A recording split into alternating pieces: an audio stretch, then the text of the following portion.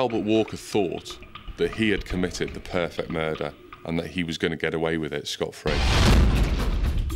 He was very charming, very engaging. He was good. He was very good. It was almost perfect.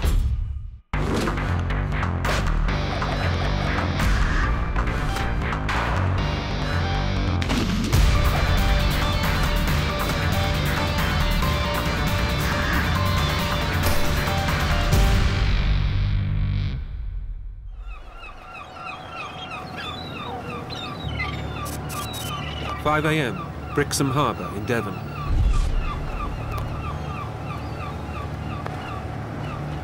Two fishermen are getting ready to start work.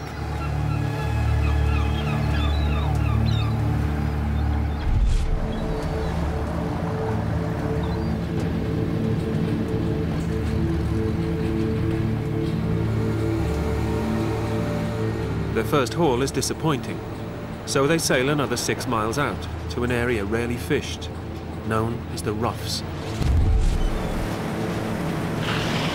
The nets are weighted down to make them sink to the seabed, so they'll catch everything floating above.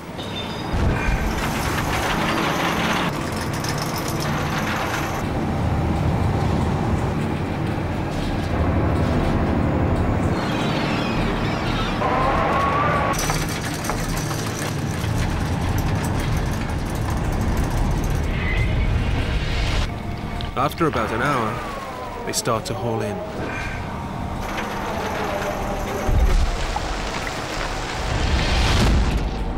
A man's body falls out with the fish.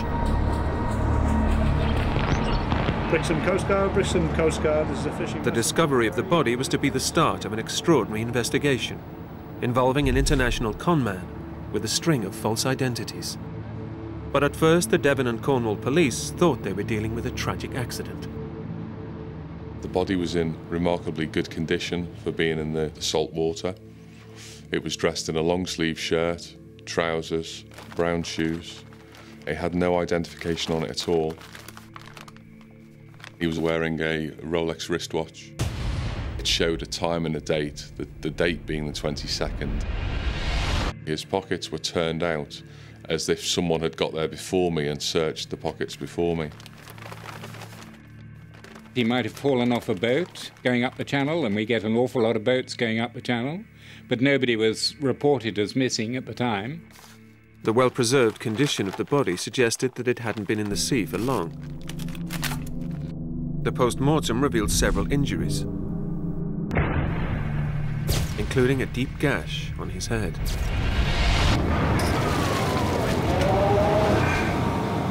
When you're trawling a netting and you're lifting that trawl onto deck, there is a large possibility that that head injury could have been caused then.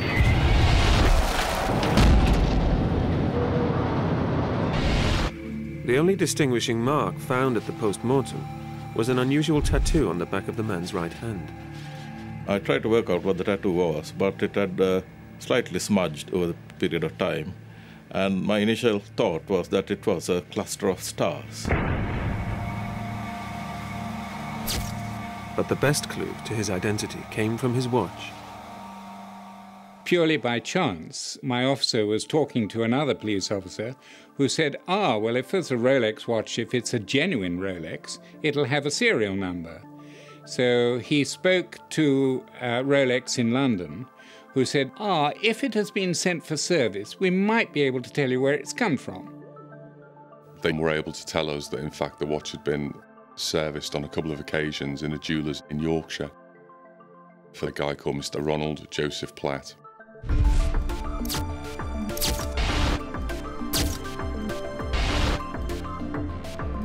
Finally, they were able to identify the dead man. Without the Rolex watch, we would not have known who the body was, we wouldn't have been able to identify, and I would have had to return an open verdict. Eventually, we managed to track his last known address down as to a place in Essex. Ronald Platt had been a tenant at this house in Chelmsford. When the local police contacted the landlord, he put them in touch with the man Ron had given as a personal referee when he moved in. a Mr. D. Davis. I phoned Mr. Davis, introduced myself. I was reluctant to tell him the reason for my call. Didn't want to be telling him that his friend was dead, but ultimately he forced me to. I was obliged to tell him. Difficult to judge a person's reaction over the telephone, but he didn't seem particularly shocked or taken aback. And he didn't ask too many questions. David Davis agreed to meet the police to give them background information on Ronald Platt. David Davis was a really nice man. Very amiable, very self-assured, dressed very well, but casually. But you could tell that the clothes were expensive. He had the bearing of a man who knew what he was doing, very confident.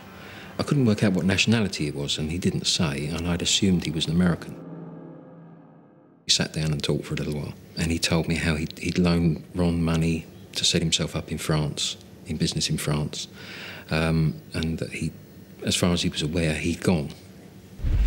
We spoke about the tattoo on the back of Ron's hand, and he said that that was a Canadian maple leaf. He said he was sure he had a photograph of Ron, and he would dig it out for me and forward it. A few days later, David Davis sent me through a photograph. It was Ron, circled, and this is Ron. As far as I was concerned, that was the end of the Essex side of the inquiry. Ron Platt had probably fallen overboard and drowned. It was an unfortunate accident. There were just a few last formalities before the case could be closed. I wanted to speak to Mr. Davis and he wasn't answering his mobile phone, so I requested a colleague in Essex Police, DS Peter Redman, to attend Mr. Davis's address and ask him to contact me.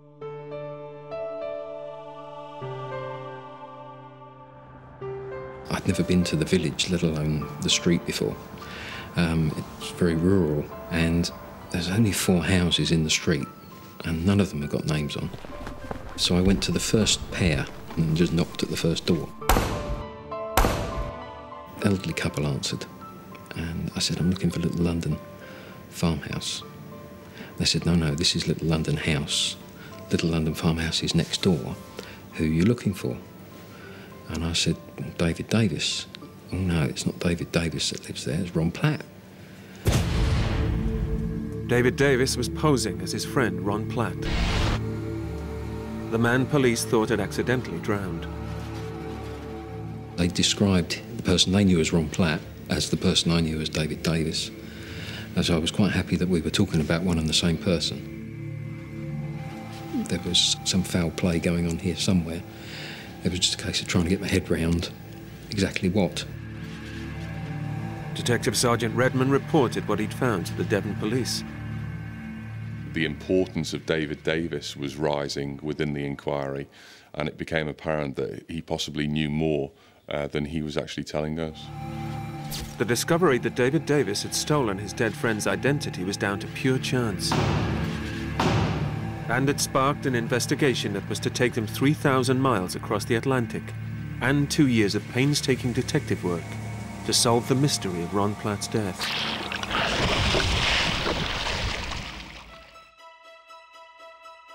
Ronald Platt's body had been dredged up by a trawler off the Devon coast. The police went to visit his friend David Davis, but by chance went to the wrong house and uncovered the double life of a man they thought was innocently helping them with their inquiries. I often reflected on why I'd gone to the wrong house and what would have happened had I gone to the right one and he'd been there. Had he been there, I'd have given him the message and then I'd come away. I'd have spoken to David Davis as far as I knew, and that would have been the end of it. Instead, Detective Sergeant Redman went back again to question the next-door neighbours about Davis and his family. Frank and Audrey, the elderly couple there, told me how they'd moved in some time ago.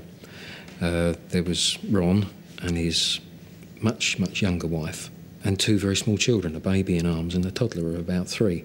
They said that there was a connection with Devon because they understood that he had a boat that he used to sail regularly.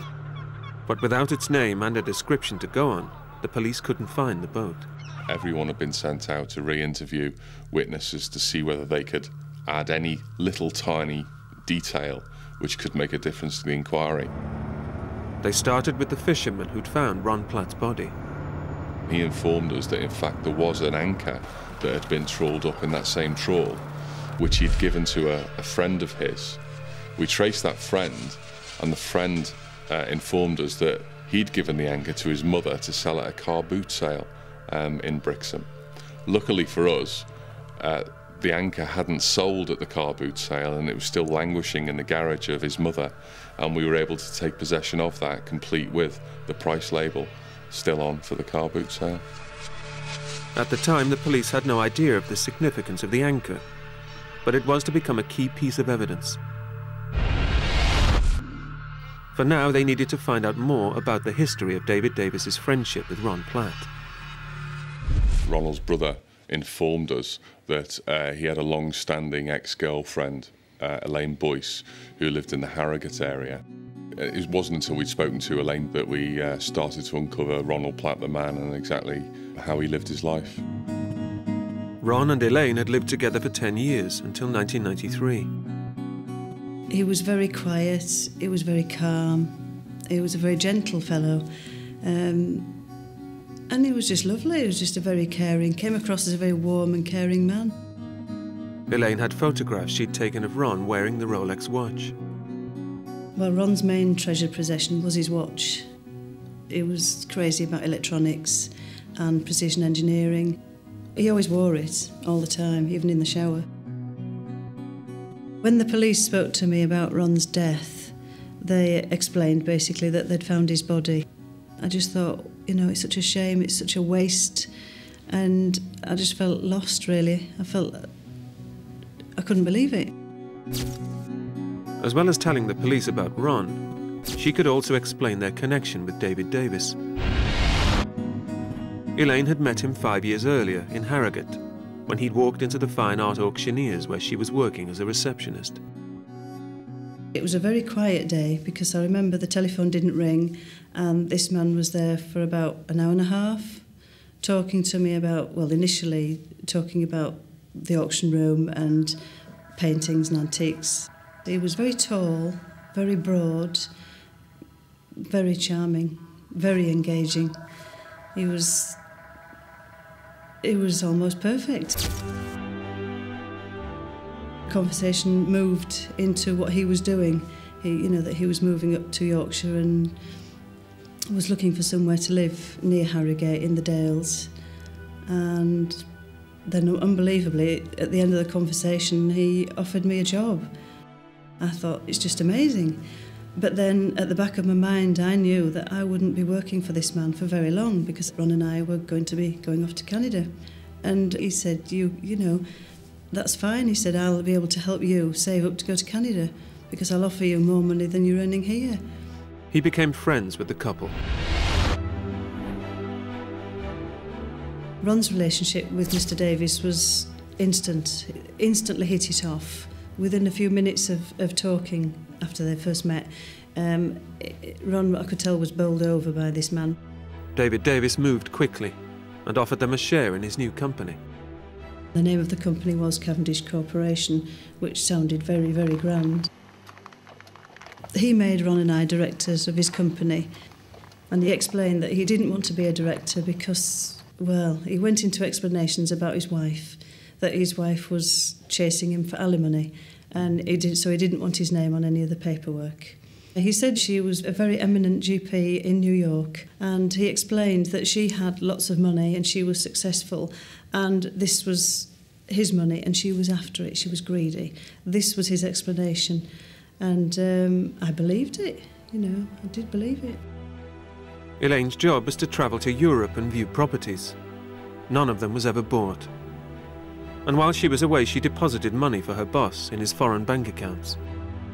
Looking back in reflection, he drew Ron and I into his own little world, in setting up the business and travelling to Europe and looking at properties and having this company that was just a facade, really. But at the time, Elaine never questioned Davis's respectability. Everybody said nice things, the same sort of things that I believed and thought. Everybody thought he was a very nice gentleman. got involved with the local Harrogate Baptist Church. He seemed very religious. He often talked about God. If somebody's religious, you trust them, you believe in them. David used to worship here very regularly, most weeks. He used to come, he used to sit right down there in the same pew every week. I found him a very pleasant guy. I'd like to be able to say I had him sussed, but I just didn't. He was open, it seemed to me. He was helpful. He wanted to be supportive to other people. And I thought an all-round good egg.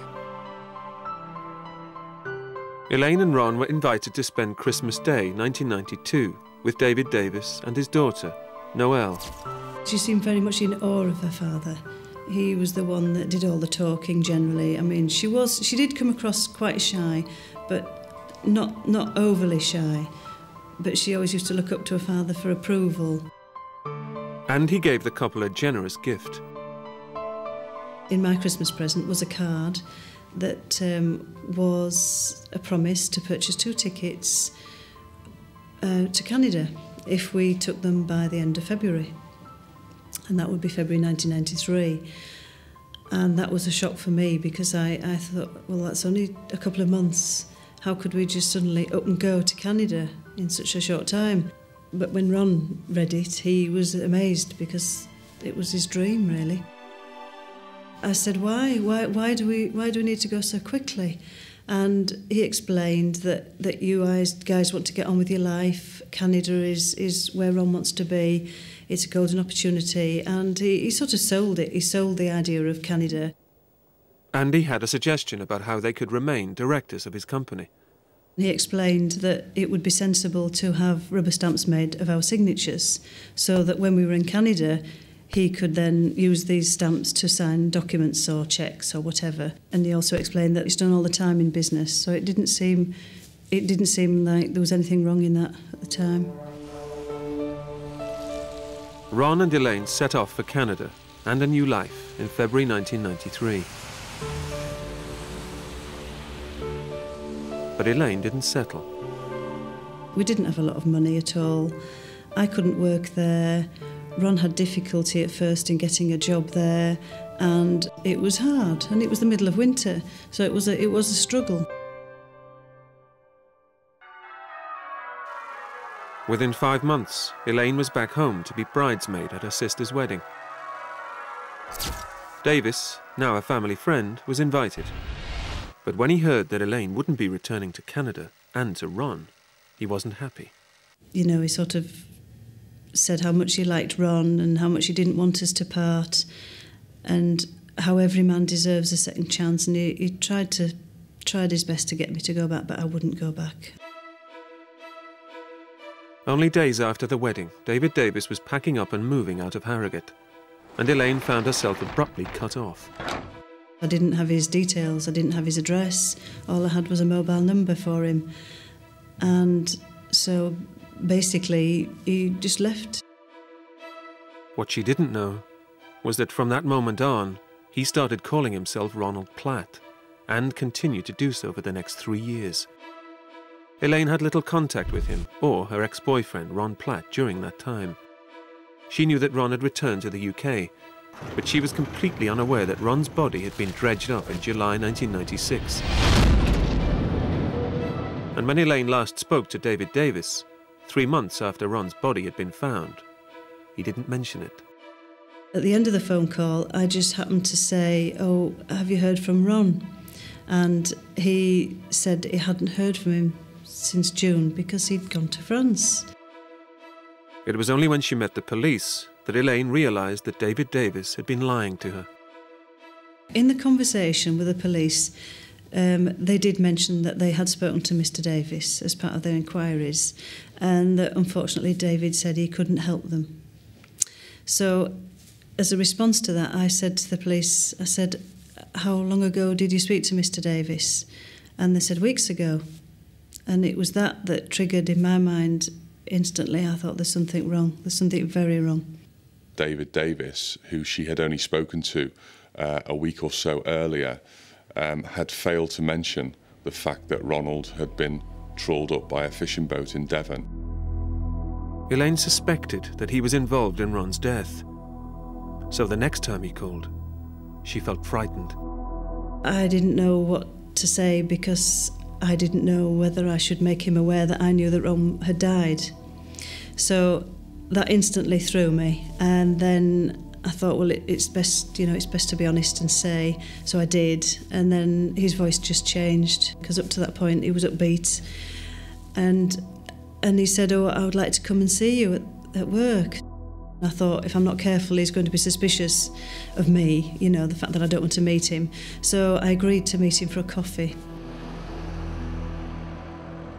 He was sort of saying things like how he'd said prayers for Ron on the way up on the train, and how he'd shed tears for Ron because of Ron's death. And it all seemed very shallow to me. I could almost I could see that he was acting. But she played along with him, and when he left, she rang the police. They knew that if he was travelling home by train, he would arrive at Chelmsford Station.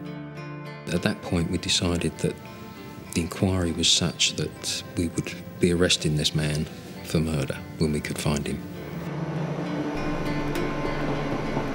We sat up at Chelmsford Railway Station in the anticipation of him returning. He didn't come home that night. The following morning, I decided to drive past Little London farmhouse to see if the car had returned or if there were any sign of life. There was someone at home. I had sat and watched the house, waiting for reinforcements. Because this man was American, somewhere along the line someone said, well, he might be armed. I'm not quite sure where that had come from, but that decision was made that it would be done, the arrest would be carried out by armed officers, on the principle that we're arresting him for murder and we know nothing of the man. But their suspect had other plans for the day. Allied 4, got that.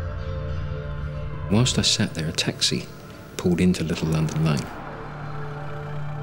The gentleman just came straight out. He sat in the front seat beside me, chatting away quite nicely. Just seemed like a very normal business chat, friendly, nice chap. I followed the taxi out of Wood and Water towards Danbury and Chelmsford.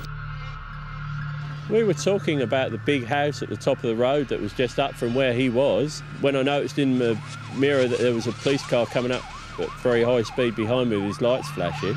And I actually turned around and said to the gentleman beside me, I wasn't doing anything wrong, was I? I noticed the armed response vehicle coming up fast behind me. Come past me, and they come past the taxi and pulled across in front of him. And then the policeman came to the window, pointing a gun at my passenger, telling him to get out of the car. They called Davis out of the cab and fetched him round to the back, hands onto the boot, searched him.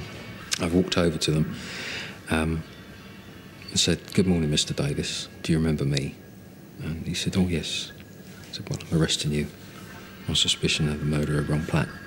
He reacted very calmly, quietly, never said a word, did exactly as the policeman told him to do. He didn't seem angry at all. He put his hands behind his back in very compliant fashion, and they handcuffed him. There was no emotion displayed at all. He was taken to Chelmsford Police Station, and it was at that point when he was searched as he arrived that in one pocket he was, as far as the documentation was concerned, he was David Davis. In the other pocket, he was Ron Platt. The police now had proof that he was using Ron Platt's identity, but this wouldn't be enough to secure a conviction for murder. Then, as they dig deeper into Davis's past, they find that they've stumbled across an international criminal on Interpol's most wanted list. Police had arrested David Davis for the murder of his friend Ron Platt. They were convinced Davis was guilty, but needed more evidence to charge him. At the point of arrest, there was very little evidence that turned out to be used in court that we had at that time. The majority of the evidence was in fact gathered after arrest, and as a result of what we found during searches and further inquiries that we made. Detective Sergeant Redmond from the Essex Police drove to Davis's house to arrest the woman they thought was his wife. She didn't appear terribly shocked. She was more concerned with the welfare of the baby and the toddler. And while she was packing the bag for the toddler, the female officer who was with her noticed that it seemed very heavy, picked it up and looked and found a quantity of gold bars and cash. Just what a 3-year-old needs for a night away. And that was just the beginning. Time is 5:20 p.m, approximately on the 31st of October 1996, a Thursday, and I'm about to film Little London Farmhouse in Woodham Walter in Essex. 4, 5, 6, 7, 8, 9. They found £25,000 in cash. 8,000 Swiss francs, 17 gold bars, and paintings valued at £6,000. At that stage, we still weren't sure who we were dealing with. So documents were taken, paintings were taken, valuables were taken. Virtually the house was emptied. The couple were taken to Devon for questioning. He was very calm and very helpful prior to the actual official interview, and after the official interview, he was eager to help, and his whole attitude was that of, you know, I'm going to help you. I haven't done anything wrong to this man. You know, this is a tragic incident. But when the tape was switched on, all cooperation stopped. Whilst being interviewed, he sat there and declined very politely to answer any of the questions that were put to him. We got absolutely no information from him whatsoever. So it was nose to the grindstone, and let's try and prove a connection between the death of Mr. Platt and Mr. Davis, who we had in custody. The house search had uncovered photos of Davis's yacht, the Lady Jane, with him on board. But they couldn't find where it was moored. Then, as Essex police were going through other evidence they'd collected, there was another astonishing breakthrough. We'd made various notes on the big board, and one of the notes was the Lady Jane. Now, the inspector in charge of the search team came into the room to be briefed and said, "Oh, what's that?" "Well, that's the name of the boat." He said, "Oh, that's down at Mayland. I'm a sailor, and I've seen that down at Mayland in dry dock." And sure enough, that's where it was. And it was transported, complete by road, to the Forensic Science Service. They found traces of Ron Platt's blood and hair on a cushion in the cabin, and an empty carrier bag from a shop called Sport Nautique. A fingerprint examination was done on that. Unfortunately for us, Mr. Platt's fingerprints were found on that carrier bag.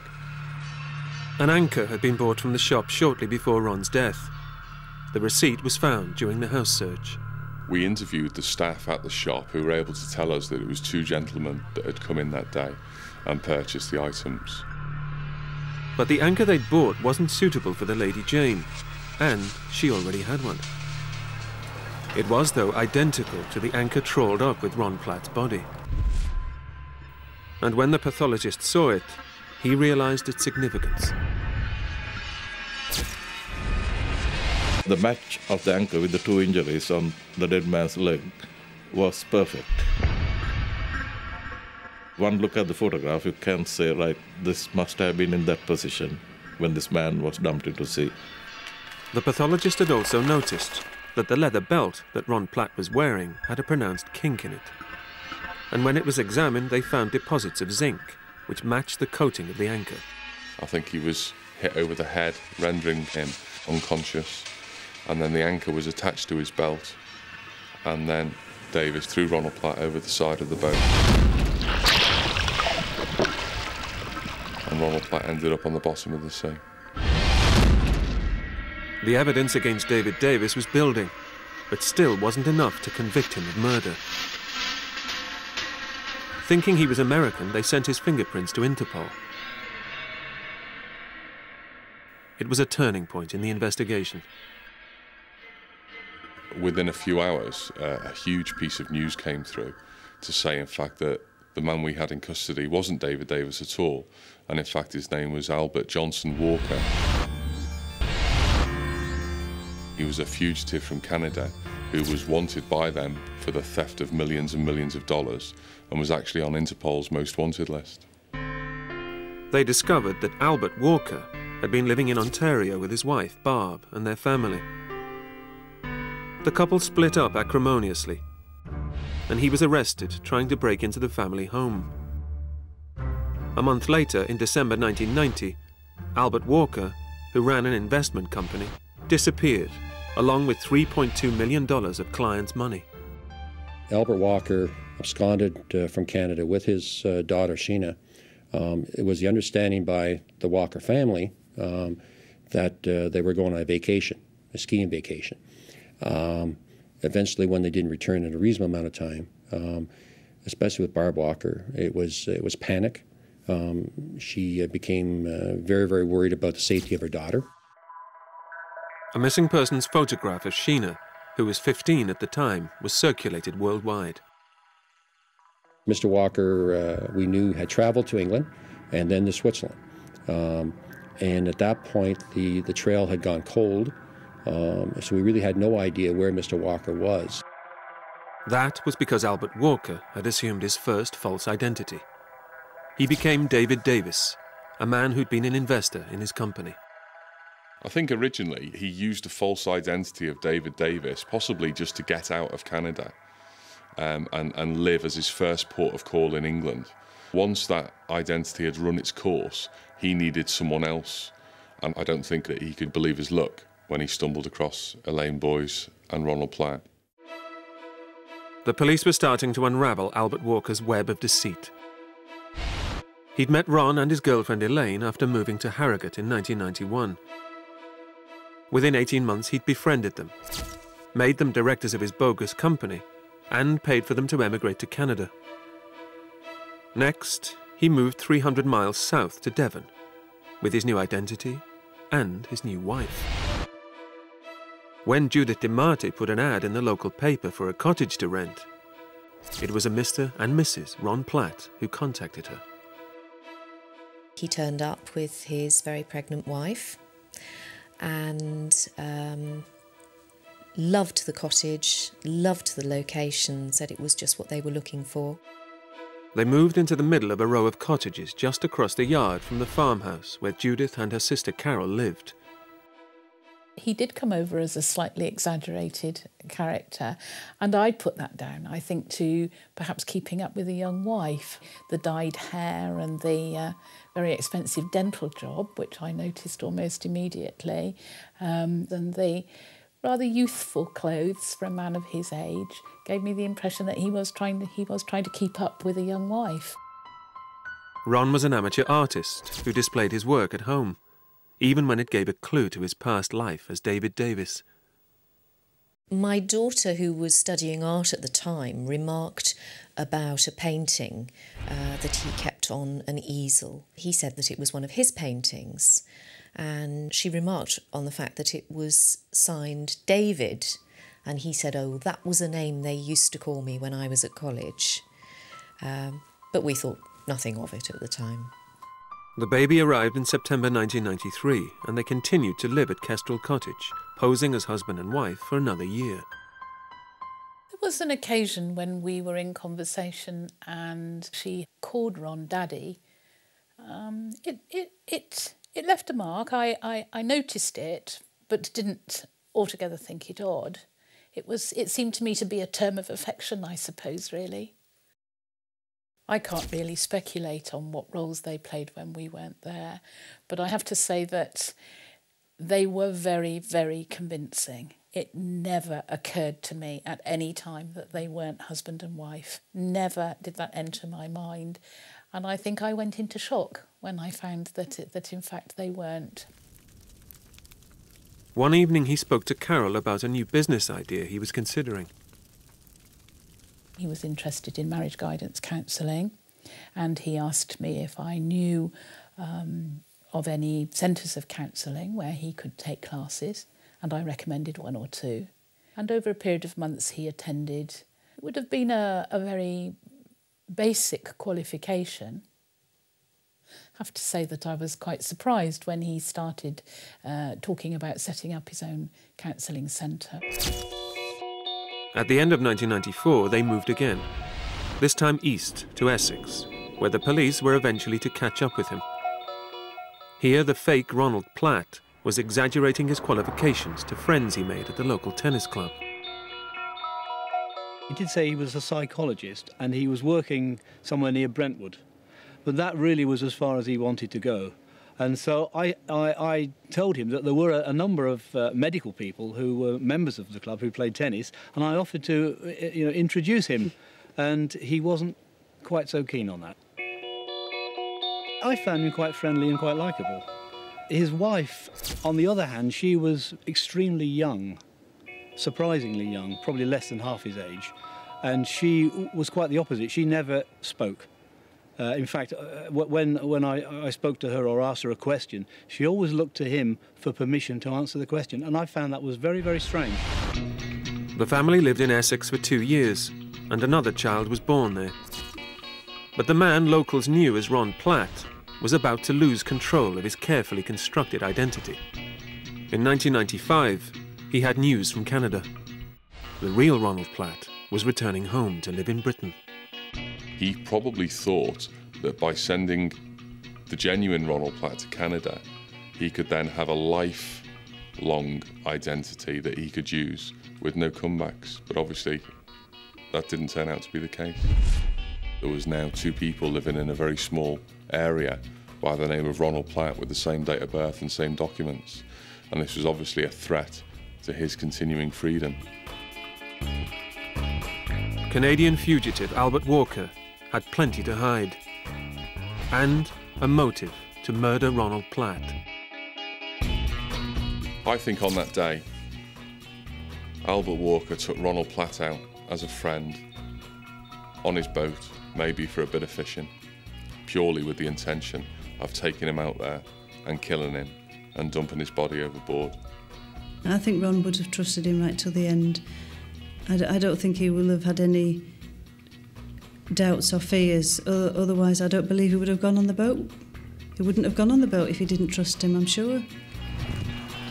Albert Walker was still protesting his innocence at his trial in June 1998.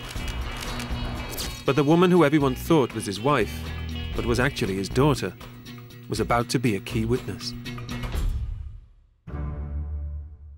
In June 1998, Albert Walker went on trial for the murder of Ronald Platt. On the way into Exeter Crown Court, he hid his face, but once inside he appeared confident that the case against him wouldn't succeed. At no time did he really think that he was in difficulty. He didn't think that anyone could prove that he had murdered this man. No one witnessed the murder. No one was able to say, therefore, for certain where it took place or how it took place. The Rolex watch, which helped identify Ron's body in the first place, also provided a vital clue to the time of the murder. The watch was water-resistant and self-winding, but at the bottom of the sea, and motionless, it would stop after around 48 hours. Because the watch had stopped at 22nd day, we were able to establish that, in fact, it would have entered the water on around about the 20th or the 21st of July. There were more clues to be found in the computer memory of the boat's global positioning system. Remarkably, that was able to tell us that on the dating question that we were looking at, that Mr. Davis's boat had been out at sea in not a position far away from where Ronald Platt's body had been trawled up. Ron's ex-girlfriend, Elaine Boyes, was called to give evidence against the man she'd known as David Davis. I thought, I'm not going to look at him. I'm purposely not going to make any eye contact. But of course, once I was in there, I did glance. And when I looked at him, I thought how much he'd aged, and also he was grey. But he still looked like the Mr. Davis. He was very smart, very grand. It was still Mr. Davis. Elaine's evidence was damning, because she could explain the background to their friendship and why he had a motive for murder. Ron Platt represented a real threat to Albert Walker because Albert Walker had been using Ron Platt's name and details, and if he had been exposed, someone would have said, "Who is this man who has been calling himself Ron Platt?" The prosecution also called Sheena, Albert Walker's daughter, who'd been on the run with her father for 6 years, posing as his wife, and now the mother of 2 small children. I think as an individual, she'd come under the spell of her father and had been brainwashed into protecting him.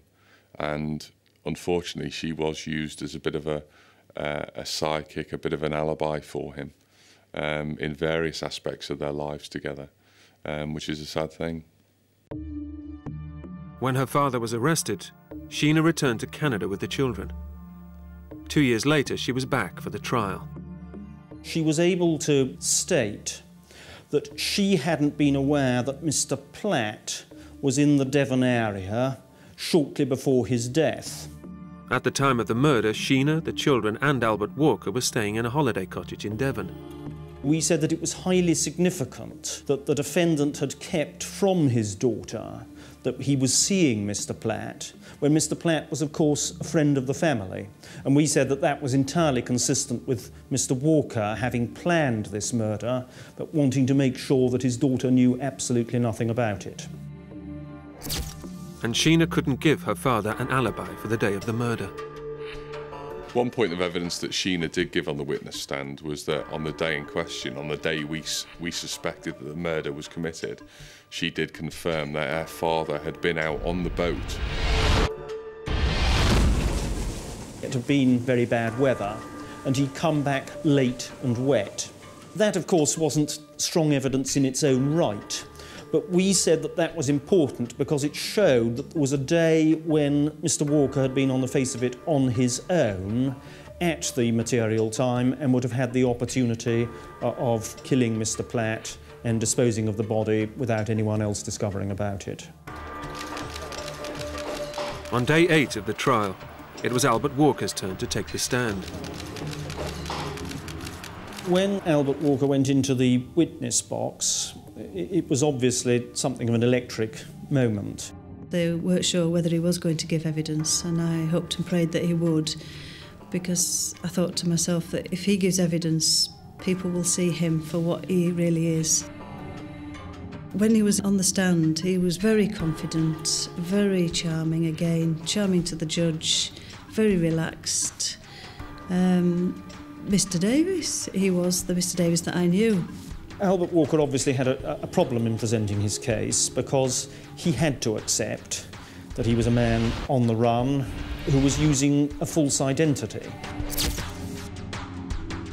But at the end of the day, he had to accept that and essentially said, well, yes, I've done things that I shouldn't have done, but I wasn't the murderer.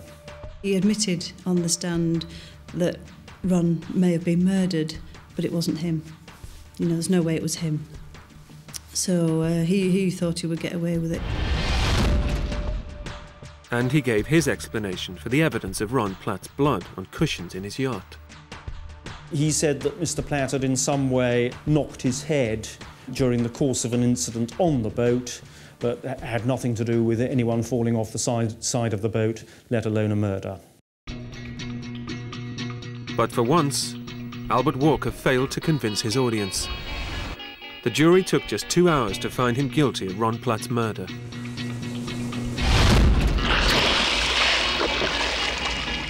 He was sentenced to life imprisonment. And when I heard the verdict, I felt relief. I felt elation. I was so happy that he hadn't got away with it. But Ron Platt's murder had so nearly remained undetected. Albert Walker was extremely close to getting away with it, because the chances of trawling up a body within 7 days of it having been put in the water in an area not very often fished was extremely remote. Had it not been for the Rolex watch with its unique number on Ron Platt's wrist, had it not been that the anchor by chance was picked up, had it not indeed been for the fact that an officer went to a wrong house by mistake and discovered that Albert Walker was using a false name. The police would simply have closed the inquiry, said we found out who Mr. Platt is, and that would have been the end of the matter. Albert Walker's trail of deception and false identities had fooled most people most of the time. I still find it hard to believe that someone that could be portrayed to be such a nice, kind person could have done this. In fact, I know that there are people that don't believe it, that still refuse to accept that this has happened. It's like, oh, it can't have been him. He was good. He was very good, doing all that he did and passing himself off here. I don't know anyone who I've spoken to here who had any particular doubts about him. I found it very difficult to reconcile the Ron that I knew and was fond of with the man that was in the dock, the man that they were saying all these things about. And it wasn't that I didn't believe that he was guilty, as indeed he was proved to be. It was just that I couldn't reconcile those two people. In February 2005, Walker was returned to Canada to serve the rest of his sentence. In all the time that Walker was in police custody and during the trial, he has never shown any remorse for what he's done to Ronald Platt. And I think to this day, he still shows no remorse. He used me as a front for his business, betrayed my trust, and ultimately he murdered somebody that I cared very deeply about and spent a lot of my life with. And you can't forgive that, can you? It's just pure evil.